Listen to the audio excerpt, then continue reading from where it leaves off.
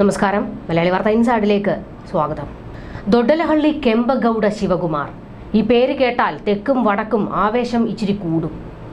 BJPയുടെ കയ്യിൽ നിന്ന് കർണാടക പിടിച്ചെടുത്ത ചാണക്യൻ, അമിത് ഷായെ പോലും വിറപ്പിച്ച കരുത്തൻ. അതെ, DKയെ കേരളത്തിൽ ഇറക്കി തെരഞ്ഞെടുപ്പ് പോർക്കളം ആവേശ കൊടുമുടിയിലെത്തിച്ചു കോൺഗ്രസ്. കൃത്യം നീക്കമാണ് കോൺഗ്രസ് നടത്തിയത്. ഒരൊറ്റ DKയെ കൊണ്ടിറക്കി CPMന്റെ തന്ത്രങ്ങൾക്കെല്ലാം ചെക്കുവെച്ചു. കടുത്ത മത്സരങ്ങൾ നടക്കുന്ന മണ്ഡലങ്ങളിലെല്ലാം ശിവകുമാറിനെ എത്തിച്ചു. വടകരയിൽ ഷാഫിക്ക് വേണ്ടിയും തിരുവനന്തപുരത്ത് ശശി തരൂരിന് വേണ്ടിയും കളത്തിലിറങ്ങി DK. ഇതോടെ ജനസാഗരം ഒഴുകിയെത്തി. ഇതിനിടയിൽ ഒരു തറപ്പണിയും CPM കാണിച്ചു. ഷാഫിക്ക് വേണ്ടി എത്തിയപ്പോൾ ഫ്യൂസ് ഊരി സ്ഥിരം പണി കാണിച്ചു CPM. കർണാടക തെരഞ്ഞെടുപ്പ് സമയത്താണ് ശിവകുമാർ കേരളത്തിലും വലിയ സ്വീകാര്യനാകുന്നത്.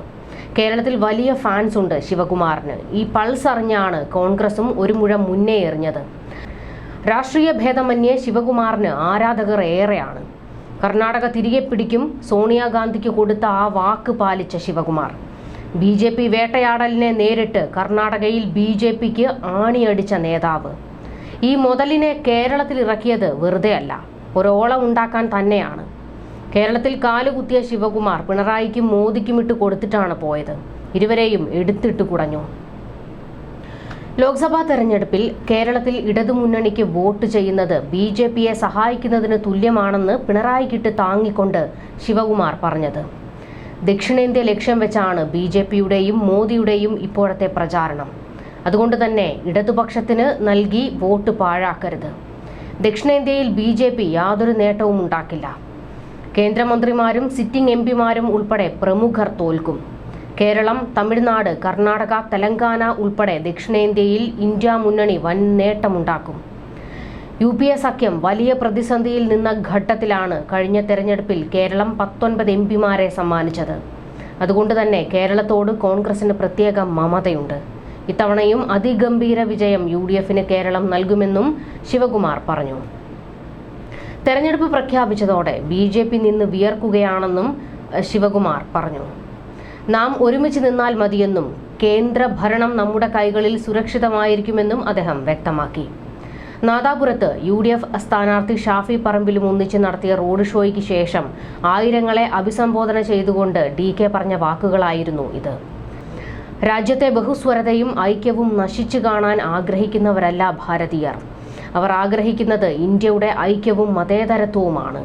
അഴിമതിയും സ്വജനപക്ഷപാതവുമല്ല, നീതിയും രാജ്യസുരക്ഷയുമാണ്. ഇന്ത്യ മുന്നണി ഏറെ മുന്നിലാണെന്ന് വ്യക്തമാണ്. മോദിയെ തുരത്താൻ ഇന്ത്യ മുന്നണിക്ക് കഴിയുമെന്നും ശിവകുമാർ പറഞ്ഞു.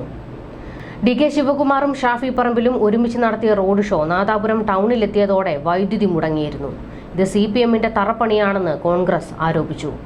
ഈ ഇരുട്ട് പരത്തൽ സ്വാഭാവികമായി സംഭവിച്ചതാകാമെന്ന് വിശ്വസിക്കാനാണ് തനിക്കിഷ്ടമെന്നും എന്നാൽ ഇത്തരം ചെയ്തികൾ കൊണ്ടൊന്നും UDF മുന്നേറ്റത്തെ തകർക്കാൻ കഴിയുമെന്ന് ആരും കരുതരുതെന്നും ഷാഫി പറമ്പിൽ പറഞ്ഞു. നിങ്ങൾ ഈ കാണിക്കുന്ന സ്നേഹവായ്പകൾ പോളിംഗ് ബൂത്തിലേക്ക് എത്തണം. പലയിടങ്ങളിലും എത്തിച്ചേരാൻ കഴിയാത്ത പ്രശ്നമുണ്ട്.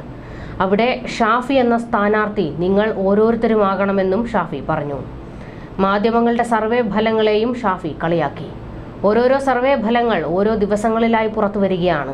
എന്നിട്ട് എന്നോട് അഭിപ്രായം ആരായുന്നു. ഞാൻ ഈ സർവേക്കാരെ ഒന്നും കണ്ടിട്ടല്ല, വടകരയിലെ ജനങ്ങളെ കണ്ടിട്ടാണ് മത്സരത്തിനെത്തിയതെന്നും ഷാഫി പറഞ്ഞു. നുണപ്രചാരണങ്ങൾ എമ്പാടുമുണ്ട്. ആരും അതൊന്നും ഗൗനിക്കരുത്. നമുക്ക് വിജയം മാത്രമാണ് ലക്ഷ്യം. അത് തൻ്റെ വിജയമല്ല, വടകരയുടെ വിജയമായിരിക്കുമെന്നും ഷാഫി പറഞ്ഞത്. തിരുവനന്തപുരത്തെയും ആവേശത്തിലാഴ്ത്തി ശിവകുമാർ. ശശി തരൂരിന്റെ വിജയം BJP പോലും സമ്മതിച്ചു കഴിഞ്ഞതാണെന്നും O രാജഗോപാലിന്റെ പ്രസ്താവന അതിനോട് ചേർത്ത് വായിക്കണമെന്നും DK ശിവകുമാർ പറഞ്ഞു. BJP സ്ഥാനാർത്ഥിയായി മത്സരിക്കുന്ന കേന്ദ്രമന്ത്രി രാജീവ് ചന്ദ്രശേഖർ കേരളത്തിനോ കർണാടകത്തിനോ വേണ്ടി എന്ത് സംഭാവനയാണ് നൽകിയതെന്ന് DK ചോദിച്ചു. അദ്ദേഹം ഒരു മലയാളിയും ബിസിനസ്സുകാരനുമാണ്. തിരുവനന്തപുരത്തിനായി എന്ത് പദ്ധതിയാണ് കേന്ദ്രമന്ത്രിയായിരിക്കെ അദ്ദേഹം കൊണ്ടുവന്നതെന്ന് പറയണം. വിദ്വേഷത്തിന്റെയും അകൽച്ചയുടെയും രാഷ്ട്രീയം പ്രചരിപ്പിക്കുന്നവരെ മാറ്റി നിർത്തേണ്ട ഘട്ടമാണ് സംജാതമായതെന്ന് റോഡ് ഷോയ്ക്ക് നേതൃത്വം നൽകിയ മുസ്ലിം ലീഗ് സംസ്ഥാന അധ്യക്ഷൻ പാണക്കാട് സയ്യിദ് സാദിഖ് അലി ശിഹാബ് തങ്ങളും പറഞ്ഞു. രാജ്യത്തിന്റെ വൈവിധ്യങ്ങൾ ചോദ്യം ചെയ്യപ്പെട്ടുകൊണ്ടിരിക്കുന്നു. CAAയിലൂടെ ഒരു മതവിഭാഗത്തെ പുറത്താക്കാനുള്ള ശ്രമങ്ങൾ നടക്കുന്നു. പുറത്താക്കലിന്റെ രാഷ്ട്രീയമല്ല, ഉൾക്കൊള്ളലിന്റെ രാഷ്ട്രീയമാണ് രാജ്യത്ത് വേണ്ടതെന്നും അദ്ദേഹം പറഞ്ഞു. രാജ്യത്ത് നരേന്ദ്രമോദി തരംഗമോ BJP തരംഗമോ ഇല്ല. മതത്തിന്റെയും ജാതിയുടെയും പേരിൽ ജനങ്ങളെ ഭിന്നിപ്പിക്കാൻ ശ്രമിക്കുന്ന BJPയെ രാജ്യം അംഗീകരിക്കില്ല. BJPയും LDFും കേരളത്തിൽ കൂട്ടുകെട്ടുണ്ട്. LDFന് വോട്ട് ചെയ്താൽ ആ വോട്ട് BJPക്കായിരിക്കും പോകുക. വലിയ സാമ്പത്തിക പ്രതിസന്ധിയിലൂടെയാണ് കേരളം കടന്നുപോകുന്നത്. സംസ്ഥാന സർക്കാരിന്റെ തെറ്റായ നയങ്ങൾക്കെതിരെ ജനം വിധിയെഴുതും. കേന്ദ്ര സർക്കാർ തെക്കേ ഇന്ത്യൻ സംസ്ഥാനങ്ങളോട് അവഗണനയാണ് കാണിക്കുന്നത്. അതിനും തെരഞ്ഞെടുപ്പിലൂടെ ജനം മറുപടി നൽകണമെന്നും DK ശിവകുമാർ പറഞ്ഞു. BJP എന്താണ് കേരളത്തിന് വേണ്ടി ചെയ്തത്? വർഷങ്ങളായി രാജ്യസഭയെ പ്രതിനിധീകരിക്കുന്ന രാജീവ് ചന്ദ്രശേഖർ മന്ത്രിസ്ഥാനം രാജിവെക്കാതെയാണ് മത്സരിക്കുന്നത്. ലോക്സഭയിലേക്ക് മത്സരിക്കുമ്പോൾ അദ്ദേഹം അധികാരസ്ഥാനം രാജിവെക്കണമായിരുന്നു. കർണാടകയിൽ നിലവിലെ കേന്ദ്രമന്ത്രിമാർക്ക് പോലും BJP സീറ്റ് നൽകിയിട്ടില്ല. പുതുമുഖങ്ങളെയാണ് കൂടുതലും മത്സരിപ്പിക്കുന്നത്. എന്തുകൊണ്ടാണ് BJPക്ക് മന്ത്രിമാരെയും സ്ഥിരം സ്ഥാനാർത്ഥികളെയും തിരഞ്ഞെടുപ്പിൽ നിന്ന് മാറ്റാനുള്ള സാഹചര്യം ഉണ്ടായതെന്ന് ചിന്തിക്കണം. കേന്ദ്രമന്ത്രിയായ രാജീവ് ചന്ദ്രശേഖറിനെ പോലും തിരുവനന്തപുരത്ത് മത്സരിക്കാൻ അയച്ചിരിക്കുകയാണ്. BJPക്ക് ആത്മവിശ്വാസം നഷ്ടമായി. കർണാടകയിലും തെലങ്കാനയിലും കോൺഗ്രസ് നേതൃത്വത്തിൽ സർക്കാർ രൂപീകരിച്ചു. ഇതിന്റെ തുടർച്ചയായി കൂടുതൽ ശക്തിയോടെ ഇന്ത്യ മുന്നണി കേന്ദ്രത്തിൽ അധികാരത്തിൽ വരും. തിരുവനന്തപുരത്തെ ജനം തരൂരിനെ വീണ്ടും തെരഞ്ഞെടുക്കും. തരൂരിനെ ആർക്കും തോൽപ്പിക്കാൻ കഴിയില്ലെന്നാണ് BJP നേതാവ് O രാജഗോപാലും പറഞ്ഞത്. കേരളത്തിൽ 2 അക്ക സീറ്റ് ലഭിക്കുമെന്നാണ് BJP പറയുന്നത്. 2-0 കിട്ടുക.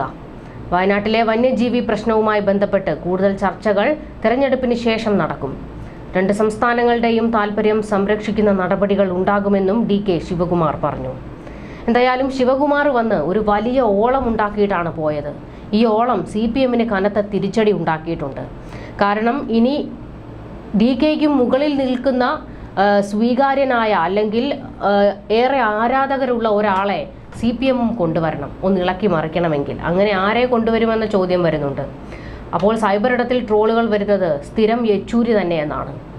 എന്തായാലും DK ശിവകുമാർ വന്ന് പിണറായിക്ക് ഇട്ട് കൊടുത്തിട്ടാണ് പോയത്. മോദിക്കും ഭേഷ കൊടുത്തിട്ടുണ്ട്. കൃത്യമായ ഒരു നീക്കമാണ് DK ശിവകുമാറിലൂടെ ഇപ്പോൾ കോൺഗ്രസ് നടത്തിയിരിക്കുന്നത്. ഷാഫി കിട്ടിയ അവസരം കയറി അങ്ങ് ഉപയോഗിച്ചിട്ടുണ്ട്. ന്യൂസ് ഡെസ്ക് മലയാളി വാർത്ത ഇൻസൈഡ്.